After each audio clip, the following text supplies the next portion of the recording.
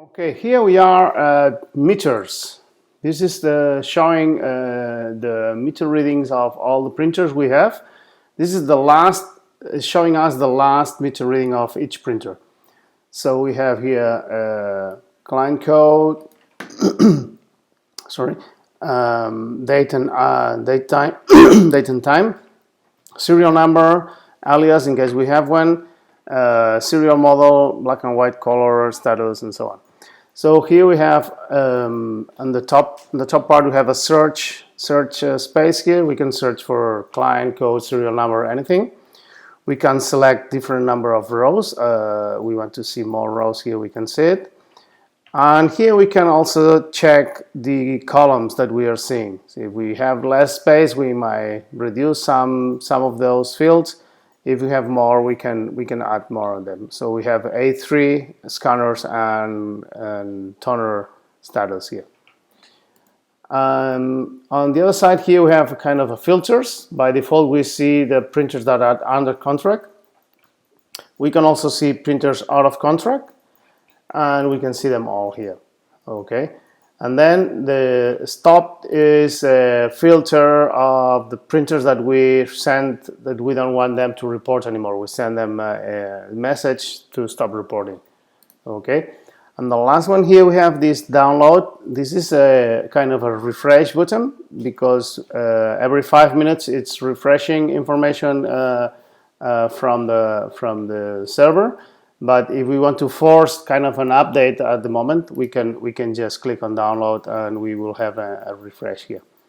We can also export the view that we have here, not only for those 20 printers, but all of them. So you will have here, just click and you have an Excel file for that. So this is it for meters, but the last column here we have the edit. So on the edit column we have first the history. So we have, depending on the printers, on the history you have in the background, we might have up to 1 year history depending on the printer itself, but we have that available. Then we have the consumable status here, and this is the most common used one, is the printer info. Here we can change the alias. We can see some info here. This is important. This is if the printer is under contract or not under contract. By default, it's always under contract. That means it's billable. The next one is if we want to receive if we want to receive tone alarms from that printer, we might unmark that if we don't want those alarms.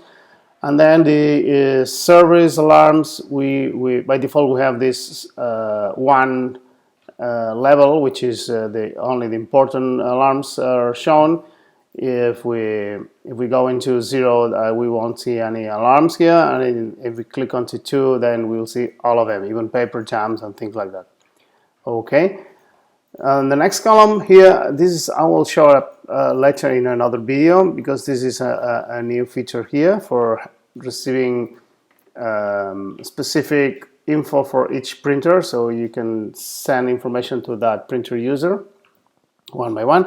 But the default one is that you can change the location here. That's the location of the printer within the installation. That means maybe if we are talking in a company, maybe the corridor, maybe the entrance, or maybe the whatever in the back of the company.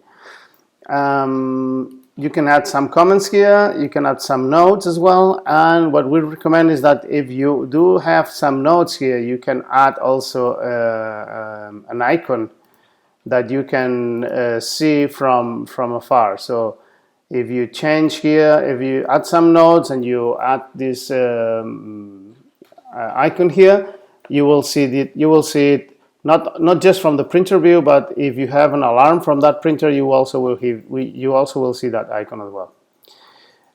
Below this, you have this alarm level. By default is 20%, and the save button. If you want that printer to stop reporting, you can also send a stop reporting message that will send remotely to the client driver to stop reporting, and so you won't have this printer anymore.